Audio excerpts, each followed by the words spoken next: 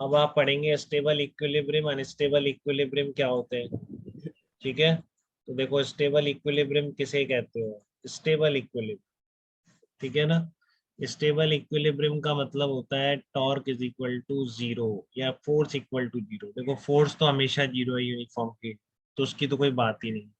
ठीक है, इक्विलिब्रियम का मतलब होता है सिस्टम के net force zero and net torque zero, ये आपका इक्विलिब्रियम कहलाता है सिस्टम का। Summation F vector is equal to zero and summation tau vector is equal to zero, these are the conditions of equilibrium. ठीक है, net force का सम भी zero होना चाहिए, नेट टॉर्क का सम भी जीरो होना चाहिए। अब ये यूनिफॉर्म फील्ड में है आपका। ठीक है ना, तो डाइपोल पे ये तो हमेशा ही ट्रू। तो अब इक्विलिब्रियम किससे डिसाइड होगा, जब ये जीरो हो जाएगा, तो ये हमेशा जीरो नहीं।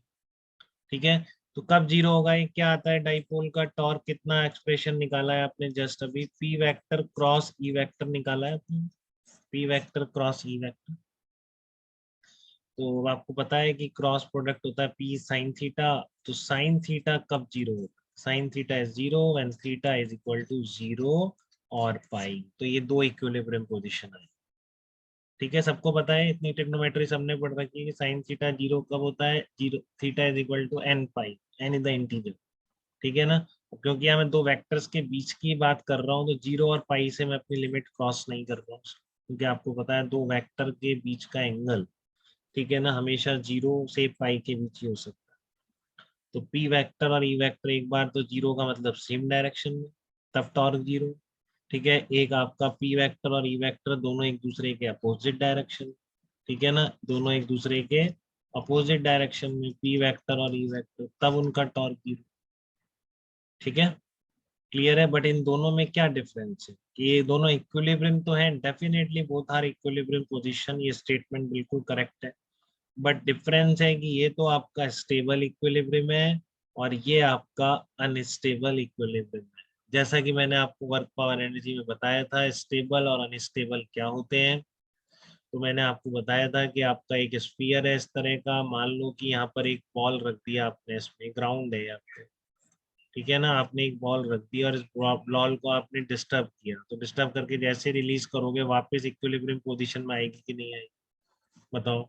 जैसे ही आप इसको रिलीज करोगे तो आपकी बॉल वापस इक्विलिब्रियम पोजीशन में आएगी कि नहीं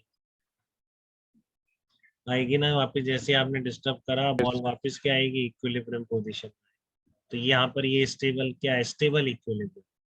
ठीक है ना, और इसी तरह आपने मान लो एक बॉल यहाँ पे रख रखी है इस स्फीयर टॉप पे रख रखी है। ठीक है ना, अब यहाँ पर भी इक्विलिब्रियम में बैलेंस है, बट जैसे ही डिस्टर्ब करोगे स्फीयर पे से गिर नहीं जाएगी। ठीक है ना, यहाँ पर अगर बॉल रख दोगे तो इसको डिस्टर्ब करने पर ही नीचे गिर जाएगी, वापस वहां थोड़ी नहीं जाएगी। तो ये इक्विलिब्रियम क्या, अनस्टेबल। ऐसा ही इसमें कि जब आपने इसको इस पोजीशन में रख रखा है, यहाँ से डिस्टर्ब करो देखो, तो P vector cross E vector इसी डायरेक्शन में ला रहा है कि नहीं ला रहा, पी क्रॉस ई ऐसे ही आ रहा है, तो वापिस ये डाइपोल क्या होगा, इस पोजीशन में आएगा। ठीक है, बट आपके इस पोजीशन में देखो, आप इस पोजीशन में था डाइपोल पहले पाई एंगल पर, अब यहाँ से आप डिस्टर्ब करो तो पी क्रॉस ही निकालो, देखो किधर आ रहा है, ये डाइपोल कैसा आएगा आपका, इस पॉइंट के अबाउट घूम के इस डायरेक्शन में आएगा। ठीक है ना, वापस इधर टॉर्क तो नहीं आ रहा जो इसको वापस उस पोजीशन में ले जाए। ठीक है, आपने जैसे ही यहाँ पर पी वेक्टर था, ये ई वेक्टर था, आपने डिस्टर्ब किया थोड़ा भी, पी क्रॉस ई कैसे आ रहा है, अंदर की तरफ आ रहा है कि नहीं आ रहा, पी क्रॉस। तो डाइपोल इस पॉइंट के अबाउट घूम के कैसे आएगा, सेंटर ऑफ मास कहीं नहीं जाएगा क्योंकि नेट फोर्स जीरो है। ठीक है, तो सेंटर ऑफ मास के अबाउट क्या होगा, घूमेगा और इस पोजीशन में आने की कोशिश करे, तो वापस इक्विलिब्रियम पोजीशन की तरफ तो नहीं गए। ठीक है, तो इसलिए इक्विलिब्रियम पोजीशन क्या कहलाएगी, अनस्टेबल इक्विलिब्रियम। ठीक है, तो ध्यान रखना है कि डाइपोल में इक्विलिब्रियम पोजीशन होती है स्टेबल इक्विलिब्रियम, जब पी वेक्टर और ई वेक्टर के बीच एंगल जीरो है। और अनस्टेबल इक्विलिब्रियम पोजीशन कब होती है डाइपोल में, जब पी वेक्टर और ई वेक्टर के बीच का एंगल कितना है, 180 डिग्री, वो क्या कहलाती है, अनस्टेबल इक्विलिब्रियम।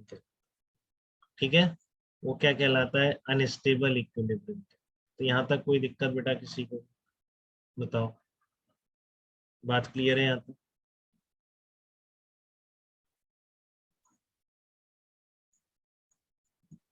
यस। ओके बेटा, अब आता है एक इम्पॉर्टेंट चीज आती है, देखो पहले इसको